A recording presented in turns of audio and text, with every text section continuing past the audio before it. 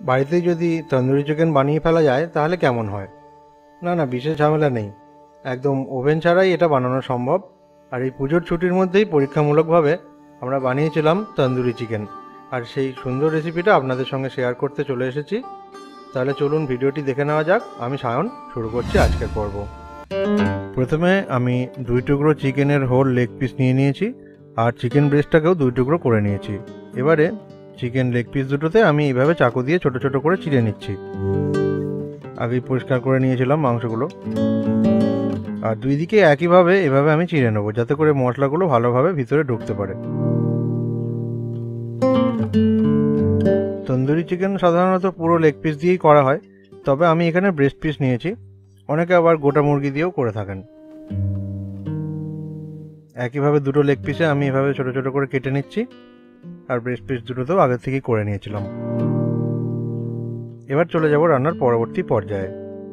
একটা বড় পাত্রের মধ্যে নিয়ে নিয়েছি, তার মধ্যে আমি লেবুর রস দিয়ে দেবো 2 টেবিল চামচ। একটা গোটা লেবু থেকে হয়ে যাবে এটা। লেবুর রসটা চিকেনের মধ্যে দিয়ে দিচ্ছি। এরপরে আমি দিয়ে দেবো 1 চা চামচ গুঁড়ো হলুদ, আর এরপরে আমি দিয়ে দেবো লবণ 1.5 চা চামচ, পরিমাণ মতো দিতে হবে। তার মধ্যে আমি 1 চা চামচ লাল লঙ্কার গুঁড়ো দিচ্ছি। এবার এই সমস্ত কিছু চিকেনের টুকরোর গায়ে খুব ভালো করে মাখিয়ে নেব, যাতে ওই কেটে রাখা খাঁজগুলোর মধ্যেও মশলাটা ঢুকে যায়। খুব ভালো করে মাখিয়ে নিচ্ছি। এই চিকেনগুলোকে আমাকে 3টে পর্যায়ে ম্যারিনেট করতে হবে। এটা প্রথম পর্যায়ের ম্যারিনেশন। আগে মশলাটা মাখিয়ে নিই। খুব ভালোভাবে মাখিয়ে নিচ্ছি লেবুর রস, লবণ আর লঙ্কার গুঁড়ো।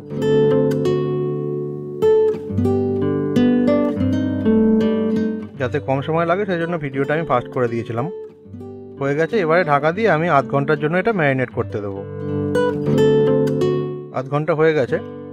এরপরে পরবর্তী পর্যায়ের ম্যারিনেশন করছি। 1 টেবিল চামচ রসুন বাটা দিয়ে দিলাম, আর দিয়ে দিলাম 1.5 টেবিল চামচ আদা বাটা। এটাকেও খুব ভালোভাবে মাখিয়ে নিচ্ছি, একদম চিকেনের ওই চিড়ে দেওয়া অংশগুলোর মধ্যে যাতে ঢুকে যায় সেটা করে নিচ্ছি। খুব ভালোভাবে মাখিয়ে নিচ্ছি দুই দিকে সমানভাবে সুন্দর করে।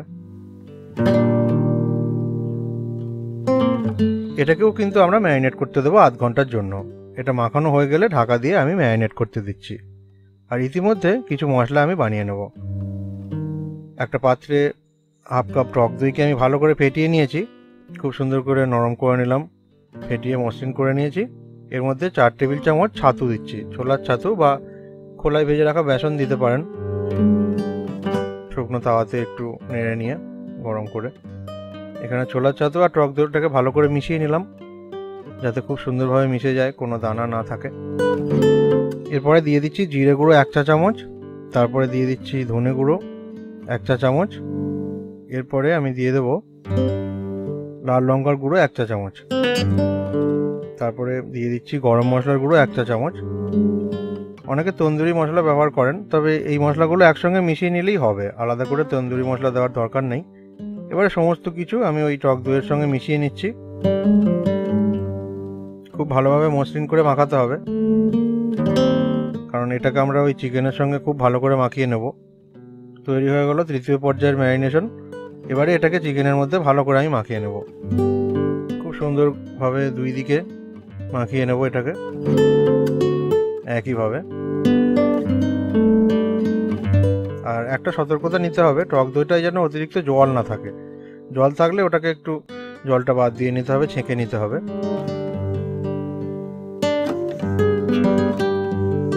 এবারে ওই সমস্ত ম্যারিনেটটাকে আমি চিকেনগুলোর গায়ে ভালো করে মাখিয়ে নিলাম।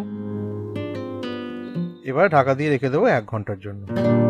আর এভাবে 1 ঘন্টা ম্যারিনেশনের পরে একটা ছড়ানো প্যানে সাদা তেল গরম করছি 1/2 কাপ, আর দিচ্ছি 2 টেবিল চামচ বাটার। এটা চড়া আঁচে গরম করতে দেবো। গরম হয়ে গেলে চিকেনের টুকরোগুলো একে একে দিয়ে দেবো। এটা কিন্তু চড়া আঁচে করতে হবে। প্রথমে লেগ পিস দুটো দিয়েছি, আর এই দুই দিকটা আমাকে 5 মিনিট করে ভাজতে হবে। মানে এক দিকটা আমি 5 মিনিট ভেজে নেব, তারপরে উল্টে দেবো। 5 মিনিট ভাজা হয়ে গেছে, আর উল্টে দিচ্ছি। চড়া আঁচে ভাজার জন্য বাইরের দিকটা একটু পোড়া পোড়া হয়ে যাবে, কিন্তু ভিতরটা জুসিই থাকবে।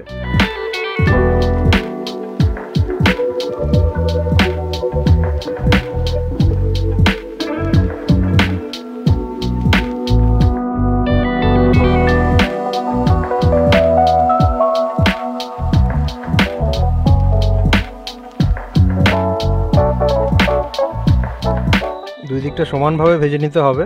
তার জন্য উল্টে দিয়ে আমি আবারও ঢাকা দিয়ে দেবো, আরও 6 মিনিট এটাকে ভেজে নেবো, মানে মোট 12 মিনিট মতো লাগবে কম আঁচে ভাজতে। এরপরে ঢাকনা খুলছি, আশা করছি ভাজা হয়ে গেছে। দেখতে হবে যেন নিচের দিকে লেগে না যায়, সেই জন্য পর্যাপ্ত তেল আর বাটার দিতে হবে। এটা তো গেল লেগ পিসগুলো ভাজা হয়ে গেছে, তবে চিকেন ব্রেস্ট পিসগুলো ভাজা হতে কিন্তু এর থেকে একটু কম সময় লাগবে, সেটা একটু বুঝে করে নিতে হবে। আমি লেগ পিস দিয়েই দেখাচ্ছি। লেগ পিসগুলো ভাজা হয়ে গেছে, তুলে নিলাম। এরপরে আমি গ্যাস ওভেন জ্বালিয়ে নিয়েছি, আঁচটা মাঝারি করা আছে, আর তার উপরে তার জালি দিয়ে এই চিকেনটাকে রোস্ট করতে দিচ্ছি। একটু মাঝারি আছে, কয়েক মিনিট রোস্ট করতে হবে। ওপরে আমি একটু বাটার এরকম করে ব্রাশ করে দিচ্ছি, নরম করে না বাটার দিতে হবে।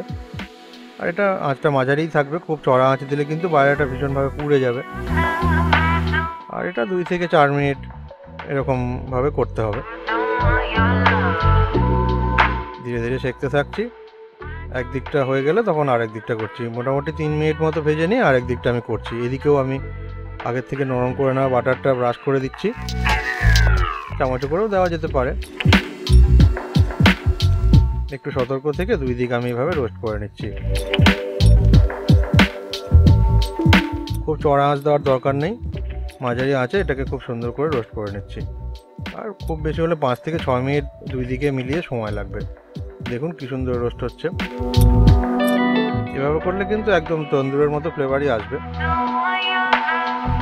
আর একটু বাটার এদিকেও দিয়ে দিলাম। আর একইভাবে করে নিতে হবে, তবে ব্রেস্ট পিসগুলো রোস্ট করার ক্ষেত্রে কিন্তু সময়টা একটু কম লাগবে। যেমন ভাজার সময় কম সময় লাগবে, তেমনি রোস্ট করার সময়ও ব্রেস্ট পিসগুলো কম সময় লাগবে। এভাবে আমি তুলে নিচ্ছি আর একটা পাত্রে নিয়ে নিচ্ছি। এরপর একটু গার্নিশ করে দেবো, আর তাহলেই আমাদের বাড়িতে বানানো চিকেন তন্দুরি তৈরি হয়ে যাবে। ব্যাস, একদম ঘরোয়াভাবে বানানো আমাদের হোমমেড চিকেন তন্দুরি খুব সহজেই তৈরি হয়ে গেছে। খেতে একদম রেস্টুরেন্ট স্টাইলেরই হয় এটা। বাড়িতে বানিয়ে অবশ্যই দেখবেন, আর দেখলে কিন্তু অবশ্যই জানাবেন। আজকের ভিডিও এখানেই শেষ করছি। সবাই খুব ভালো থাকবেন। নমস্কার।